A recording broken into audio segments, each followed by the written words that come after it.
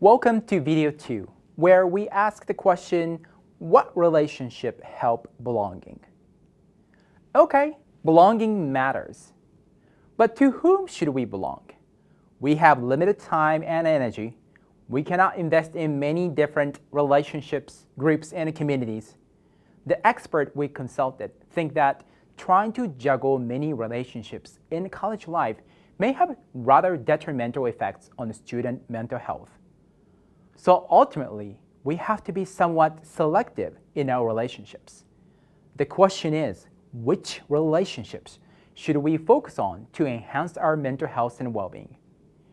To answer this question, there are several helpful concepts: social support, capitalization, and reciprocity.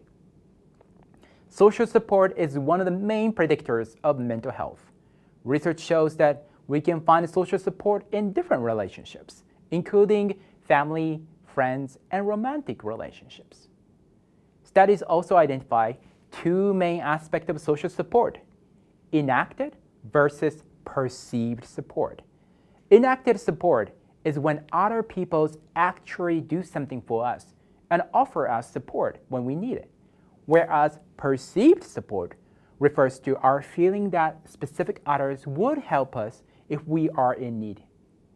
Which type of social support do you think relates to our mental health more? Interestingly, it is perceived support that more strongly correlates to our health and stress. The more social support we perceive, the less we are affected by stress. Now why? Maybe perceived support makes us feel that we would be okay during challenging time. With greater perceived support, we become resilient.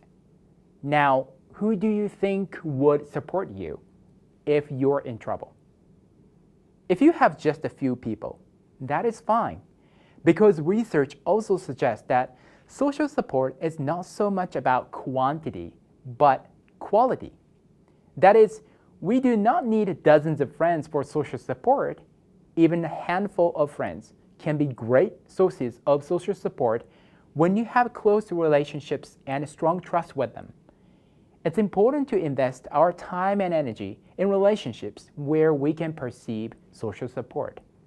Interestingly though, research also shows that social support is more relevant to reducing negative effects of stress and mental health issues rather than enhancing well-being.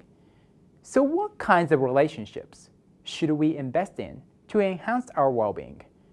There is an interesting concept called capitalization. Capitalization is about building on positive life events such as accomplishments, good fortune, and simply fun things by sharing them with others. It's a common interaction if you think about it. Think about something that made you proud of yourself recently. Perhaps you learned something interesting or useful in a class, wrote a paper about it, and received very positive feedback from your professor. Or perhaps you achieved a milestone in your workout, such as squatting 150 kilograms. Didn't you tell others about it? Research shows that successful capitalization is more strongly related to well-being than social support. Capitalization also strengthens our relationship with those with whom we share our positive events.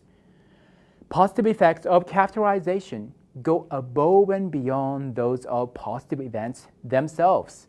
That is, capitalization adds to positivity in our daily lives. Now, with whom should we capitalize? Research gives us some hints here. First, capitalization usually occurs with people to whom we feel close, those with whom we often interact, and those we trust. So consider sharing your positive events with those who you can trust. However, even if we find someone we feel close to, we need to be careful that our capitalization is not interpreted as bragging. Or perhaps we might refrain from engaging in a capitalization because we do not want to come across as bragging. This is why capitalization is about leisure-related events may be particularly helpful. Often, positive news related to studies and work, such as obtaining a good grade, winning a scholarship, and getting promoted cause jealousy when they're shared with other students. This is because these events are also relevant to other students. However, many of our leisure experiences are very unique to ourselves. For example, even if I share that I won a badminton tournament with my friends, many of them would not feel threatened or jealous because they're not even badminton players, and thus this is not relevant to them.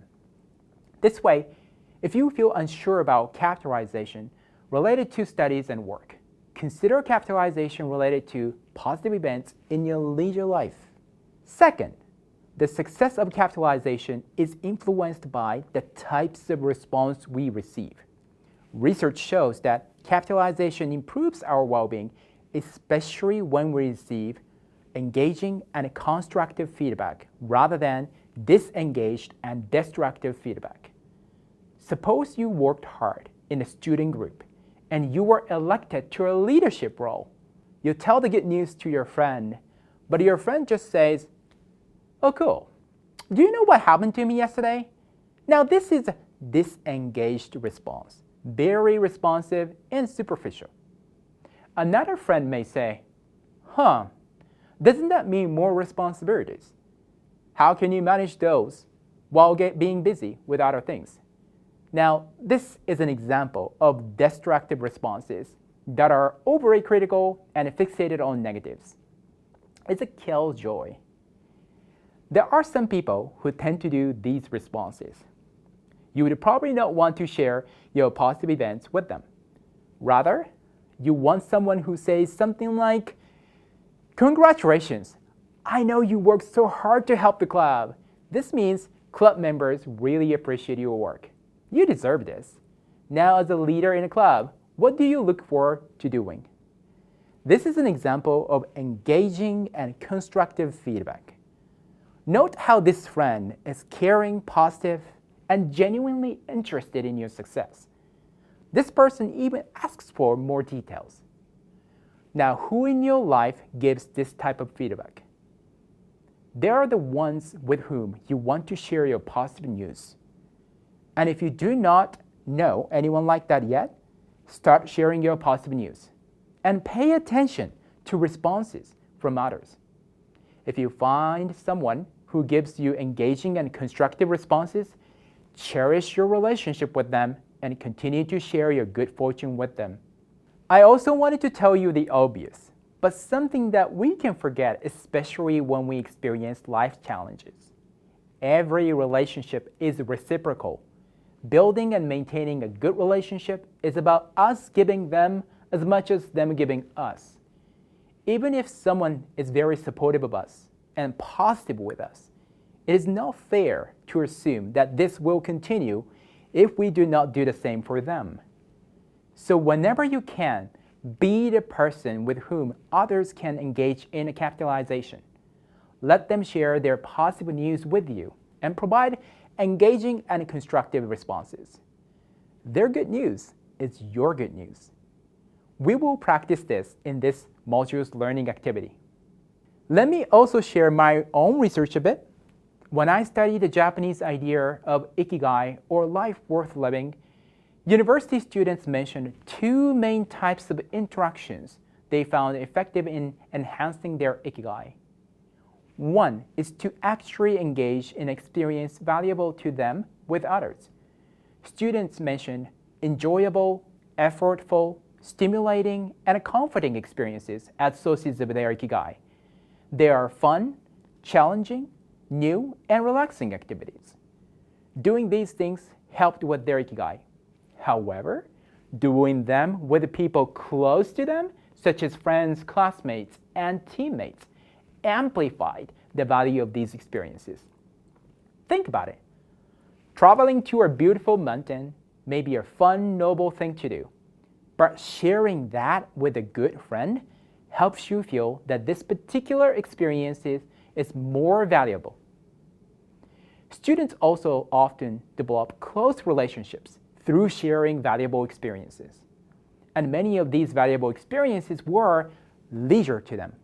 So sharing leisure with others is an effective way to enhance our well-being.